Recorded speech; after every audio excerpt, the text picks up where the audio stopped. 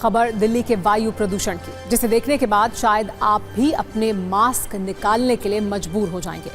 दिल्ली वाले इस वक्त आंखों में जलन और सीने में चुभन का एहसास कर रहे हैं और इसकी जिम्मेदार वो हवा है जो हर दिन के साथ और जहरीली हो रही है और अब ये जहर लोगों के शरीर में जाकर उन्हें बीमार भी बना रहा है। चिंता की बात यह है कि इस वायु प्रदूषण की वजह से दिल्ली के अस्पतालों में सांस संबंधी मरीज बहुत तेजी से बढ़ रहे हैं। इस पोल्यूशन की वजह से खांसी के मरीजों की संख्या में भी तेजी से इजाफा हो रहा है। डराने वाली बात यह है कि दिल्ली के अलग अलग अस्पतालों में प्रदूषण से जुड़ी बीमारियों के मरीज 30 से 40% तक बढ़ गए हैं। डॉक्टरों के अनुसार प्रदूषण से हर तीसरे व्यक्ति को दिल्ली में खांसी की समस्या हो रही है।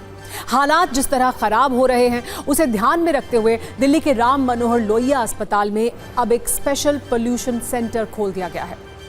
दिल्ली में अस्पतालों के ओपीडी में जिन मरीजों की संख्या तेजी से बढ़ी है उनमें वायु प्रदूषण की वजह से किसी न किसी तरह की समस्या नोट की गई है। इसमें प्रमुख लक्षण खांसी और सांस फूलने के हैं। इसके अलावा कई मरीजों में सीने में कंजेशन और लगातार सिरदर्द की दिक्कत भी पाई गई है। साथ ही अस्पतालों में ऐसे भी कई मरीज आ रहे हैं जो थकान की शिकायत कर रहे हैं। चिंता की बात यह है कि जिन लोगों को पहले से अस्थमा है उनके लिए स्थिति और भी ज्यादा गंभीर है।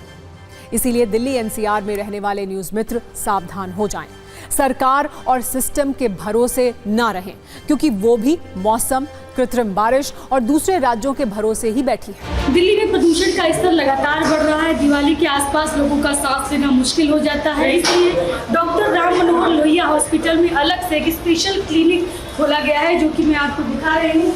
ये प्रदूषण जनित रोग निवारण केंद्र है, देख रहे हैं आप, पोल्यूशन रिलेटेड इलनेस क्लिनिक है ये। हमारे दिवाली के आसपास और दिवाली के इमीडिएटली बाद हमारे पेशेंट लोड ऑलमोस्ट 20 से 25% बढ़ जाता है, जिसमें सांस के मरीज, आंखों की एलर्जी और एंजाइटी, डिप्रेशन, इस तरह के पेशेंट्स की गिनती बढ़ जाती है।